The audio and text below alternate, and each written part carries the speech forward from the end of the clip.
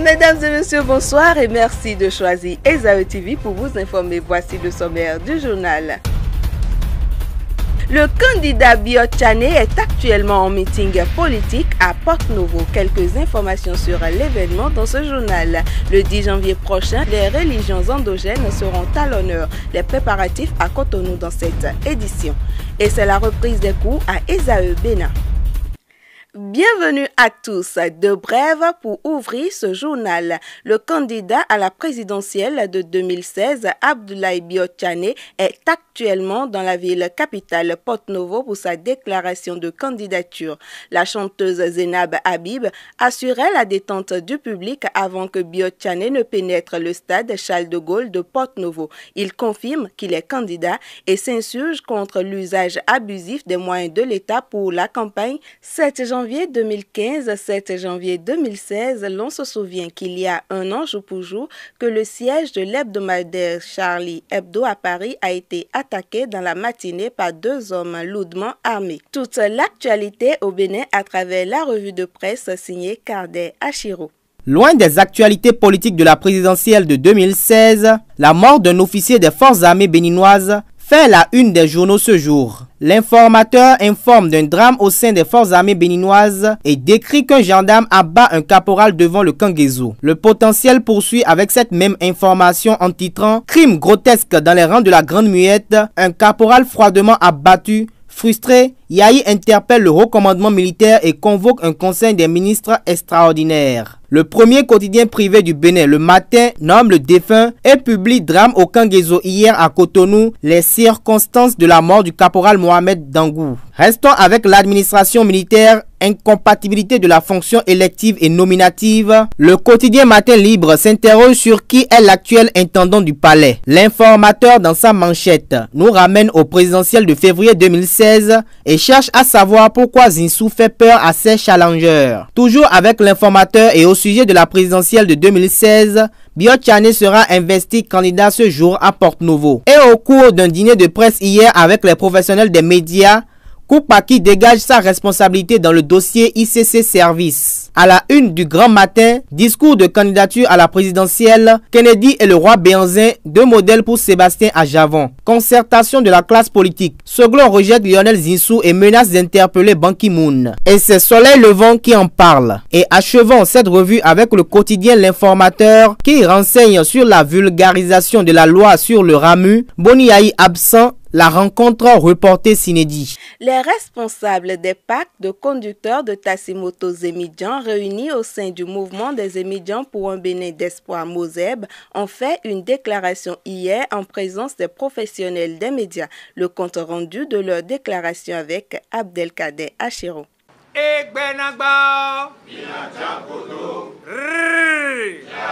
C'est dans cet enthousiasme que les conducteurs de taxi-moto se sont réunis pour remercier le chef de l'État et son gouvernement pour l'octroi du milliard des émigrants devant servir à leur reconversion professionnelle. Le chef de l'État a convoqué un conseil des ministres extraordinaires pour faire sortir 21 milliards, dont 20 milliards pour tous les jeunes et 1 milliard que réclamaient les conducteurs de taxi-moto pour leur reconversion à d'autres activités génératrices de revenus. Mais ce talent de générosité de Boniaï en faveur des émigrants n'émousse en rien leur volonté de soutenir le candidat à Javon à la prochaine présidentielle. Je dis, nous maintenons notre position avec Adjavon.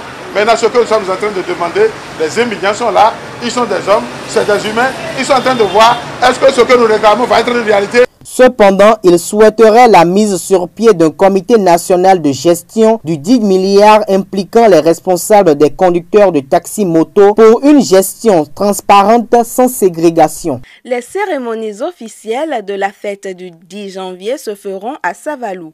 Mais comment les adeptes de Cotonou se préparent loin de ce lieu de rassemblement? Élément de réponse dans ce reportage signé Enoch Laradé. C'est presque un temple. Dans ce récarrelé, on ne dirait jamais que c'est ici que Davoyon voue un culte à cette divinité. Des moutons, des volailles, prêts à être sacrifiés au vaudou pour la fête du 10 janvier. Une fête annuelle vouée à l'adoration des divinités endogènes. À cette occasion, les adeptes du culte vaudou manifesteront fièrement leur appartenance religieuse. Vous allez remarquer que cette fête sera différente parce qu'il y a des élections et nous allons faire des sacrifices. Pour cela, cette célébration dans les collines va nous montrer clairement celui qui peut diriger ce pays en toute quiétude. La fête du 10 janvier là, ça tombe bien à moi parce que Vodou Kenesi que j'ai aujourd'hui, ce n'est pas moi-même. Qui sait qu'il y a Vodou Kenesi, j'ai fait quelque chose, mais j'ai fait l'autrement d'aller prendre ça, c'est pour mon vieux. Et mon vieux, avec ce Vodou Kenesi là, il a pris le Vodou Kenesi là depuis 1978. Et c'était le 10 janvier 1980 que mon vieux m'a montré que Kenesi c'est comme ça.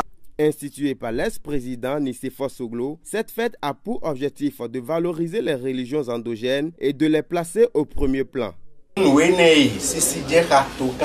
Cette célébration que l'ex-président Soglo a initiée a valorisé la race noire et nous le remercions pour ça.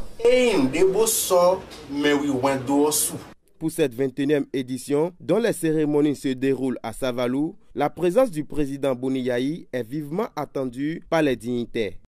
L'École supérieure d'administration d'économie de journalisme et des métiers de l'audiovisuel Esaü Kabouma a ouvert ses portes de nouveau aux étudiants ce jeudi 7 janvier. Un retour marqué par des évaluations programmées depuis l'année précédente. Le point avec Leandro Kodo. Le nombre de véhicules au parking de l'école démontre que les étudiants ont répondu à l'appel. Après 2 semaines de repos, les étudiants de l'École supérieure d'administration d'économie, de journalisme et des métiers de l'audiovisuel ESAE ont effectué leur retour dans les salles de classe ce jeudi 7 janvier 2016. On a eu le temps de se reposer, de réviser pour la reprise et aussi de s'amuser un peu. Je pense que ça s'est bien passé, on s'était bien entendu, même si c'est une période assez spéciale. Donc moi personnellement, j'ai fait un petit voyage et là je trouve que les congés se sont bien passés. Et en ce premier jour des reprises de cours, c'est déjà les premières évaluations, heureusement prévues avant leur départ pour la période de détente. Nous sommes aujourd'hui à la reprise qui a commencé en même temps avec les évaluations, c'est-à-dire les examens finaux. C'est pour dire que déjà les devoirs de table ont été faits et aujourd'hui, avec la reprise, nous avons démarré avec les examens finaux. Déjà avant 8 h, tous les étudiants étaient déjà pratiquement là et à 8h00, les épreuves ont été lancées. Lorsque nous avons fait le tour dans les salles, il n'y avait seulement que quelques cas d'absence et les enfants, les étudiants composaient dans de très bonnes conditions. Heureux de retrouver l'ambiance traditionnelle des classes, autorités et étudiants formulent leurs vœux pour la nouvelle année. J'ai toujours souhaité le meilleur pour tous mes étudiants, d'ailleurs pour le fondateur de l'ESAE. Je souhaite d'abord pour mes étudiants une bonne heureuse année et qu'ils aient la santé pour pouvoir tenir jusqu'à la fin de l'année. C'est d'abord des vœux de santé, de prospérité, de succès pour l'année 2016. C'était le journal sur Esaü TV. Merci de nous avoir suivis et prenez les prochains rendez-vous sur www.esautv.com.